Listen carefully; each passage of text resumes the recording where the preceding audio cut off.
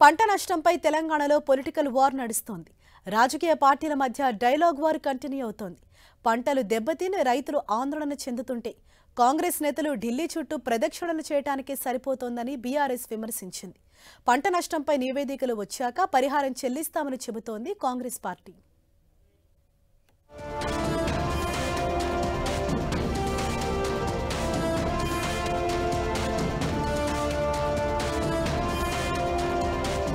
పంట నష్టం జరిగి రైతులు కష్టాల్లో ఉన్నారు.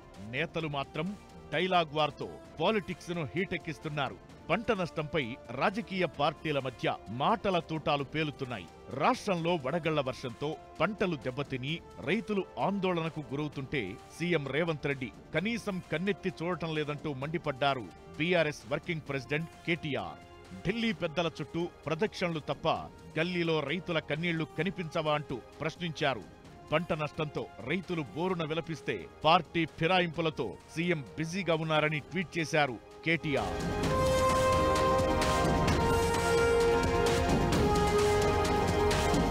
అకాల వర్షాలు, వడగళ్ల వానతో నష్టపోయిన ప్రతి రైతుకు 10,000 రూపాయలు ఇవ్వాలని డిమాండ్ చేశారు మాజీ మంత్రి నిరంజన్ రెడ్డి. కేసీఆర్ ను బద్నాం చేయడం మానుకుని రైతులను ఆదుకోవడంపై దృష్టి పెట్టాలన్నారు. పుట్లధాన్యం పండించేటువంటి రైతులు ఆ పంటల్ని జీవాలకు మేపాలంటే ఎంత బాధ, ఎంత శోకం, ఎంత వేదన ఉండాలి రైతుకు. తన కళ్ళ ముందే తన పంట పోతా ఉంటే ఇన్ని జరుగుతున్నాయి.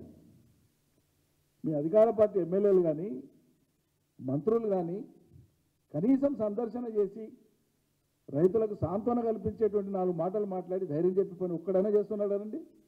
ఏం జరుగుతుంది ఈ రాష్ట్రంలో? అసలు రైతులు పట్టించుకుంటాడు ఎవడు ఉండడా? మేము పోయి మాట్లాడితే రాజకీయం చేస్తామంటారు. మీరు ఉన్నదెందుకు అధికార పార్టీ? ప్రతి ఎకరాకు నష్టపోయిన ప్రతి రైతుకు, పంట వడగళ్ల వానతో నష్టపోయిన ప్రతి రైతుకు 10,000 ఇవ్వాలి. అదేవిధంగా మీ చర్యల వల్ల, మీ నిర్లక్ష్యం వల్ల, మీ పట్టింపు లేని కారణంగా ఈ రాష్ట్రంలో ఎండిపోయినటువంటి పంటలు మొత్తం ఎన్ని ఉన్నాయో మొత్తం ఎన్యూమరేట్ చేయండి. వాళ్ళకు కూడా ఇదే విధంగా ప్రకృతి విపత్తు పద్ధతిలోనే 10,000 రూపాయలు ఇచ్చేటువంటి ప్రత్యేక జీవం తీసుకురండి. వెంటనే రైతులను ఆదుకోవాలని డిమాండ్ చేసింది బీజేపీ. రైతుకు ఎకరానికి 20,000 ఇవ్వాలన్నారు ఎంపీ బండి సంజయ్. రైతును ఆదుకునే విషయంలో ఎన్నికల సంఘం అడ్డుకోదని, అందుకు తాము కూడా సహకరిస్తామని ఆయన స్పష్టం చేశారు. వల్ల తెలంగాణ రాష్ట్రంలో వివిధ ప్రాంతాల్లో రైతులు పంట నష్టం జరిగి ఇబ్బందులు గురవుతా ఉన్నారు. ఇవాళ ఆపదప్పుడు వచ్చి చూడడము పోవడం తప్ప గతంలో ఉన్నటువంటి టీఆర్ఎస్ పార్టీ ప్రభుత్వం, అప్పుడు ముఖ్యమంత్రి పంట నష్టం జరిగితే రాడు, ఎక్కడో ఒకడికి వస్తాడు. భరోసా కల్పించడం అంటే మాలాంటి ప్రతిపక్ష పార్టీలు వచ్చి రైతులకు ధైర్యం చెప్పాలి. పాలక పక్షం చేంజ్ చేయాలి, పాలకులు చేంజ్ చేయాలి, వాళ్ళకి ఏదో విధంగా సహాయం చేయాలి. దాన్నే పాలకులు అంటారు. ప్రభుత్వం వచ్చింది, వాళ్ళ రైతులు లేక ఇబ్బంది పడుతున్నారు, కరెంటు లేక ఇబ్బంది పడుతున్నారు.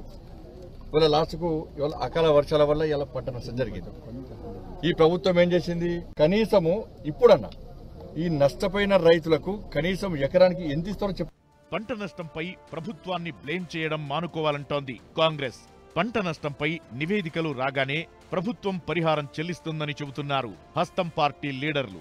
బీఆర్ఎస్, బీజేపీలు తప్పుడు ప్రచారం మానుకోవాలంటున్నారు.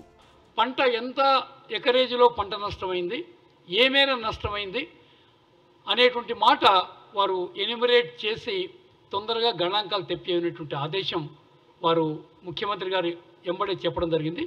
ఆ గణాంకాలు వస్తూనే ఎంత నష్టమైంది పంట, 20%, 30%, 40%, 50% అనేటువంటి మాట ఒకసారి నిర్ణయం చేసుకొని మేము ఆ ఇవ్వాల్సిన నష్టపరిహారం ఒక నిర్ణయం తీసుకుందాం అనేటువంటి మాట చెప్పడం జరిగింది. రైతులకు నష్టపరిహారం చెల్లించడమేమో గాని పార్టీల మధ్య మాత్రం మాటల తూటాలు పేలుతున్నాయి. ప్రభుత్వం స్పందించి పరిహారం చెల్లింపుపై ప్రకటన చేస్తే తప్ప ఈ విమర్శల దాడి ఆగేలా లేదు.